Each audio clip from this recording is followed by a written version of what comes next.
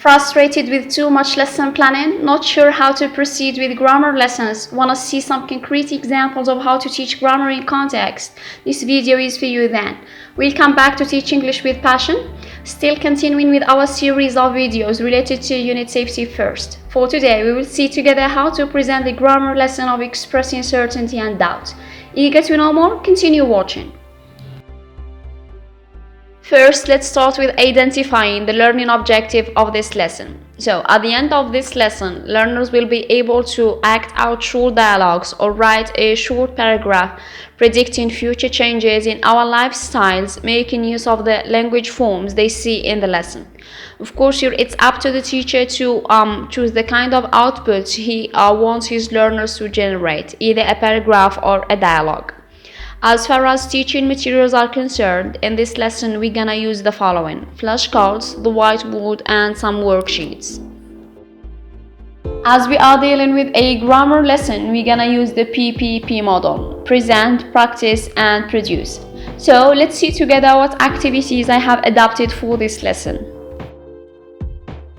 At the presentation stage, the teacher introduces the language forms related to expressing certainty and doubt through a race game.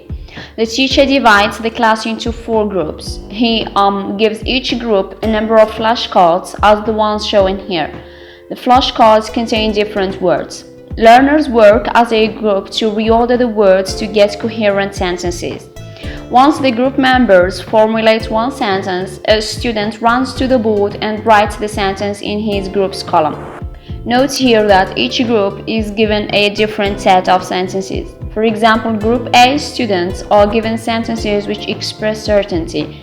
Group B work on sentences expressing probability, and Groups 3 and 4 are given sentences related to expressing possibility and remote possibility. This activity might be time-consuming, so it's advisable here that the teacher provides simple and short sentences to help learners get the answers easily. Also, the teacher can facilitate things by explaining that the flashcards with the same color or shape, once arranged, formulate one meaningful sentence. Once learners have all the sentences written on the board, the teacher asks them to consider those sentences and classify them on the scale given according to the degree of certainty they express. The teacher here can give learners few minutes to discuss things as a group. Then learners interact with their teacher and their classmates for further discussions. Next, the teacher hands out each group 4 flashcards which contain the functions shown here: certainty, probability, possibility, and remote possibility. The teacher can also add a brief definition for each function.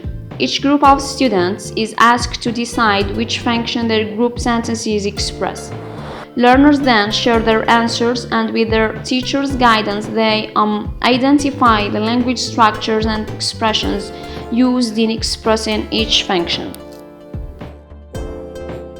Reaching the practice stage, the teacher distributes the worksheets and sets learners to do the activities given.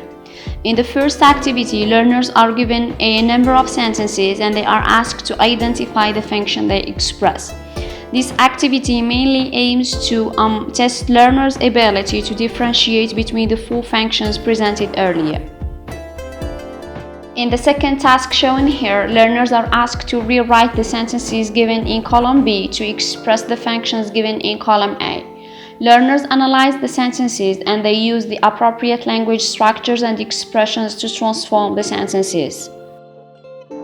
For the production stage, I would like to suggest 2 activities, and of course it's up to the teacher to choose the activity that best suits him and his learners. In the first activity, learners prepare a short dialogue predicting the changes that are likely to happen in our eating and food shopping habits in the future. Then they act out the dialogue to their classmates. In the second activity, learners write a short paragraph speaking about the different changes that may occur in our lives in the future.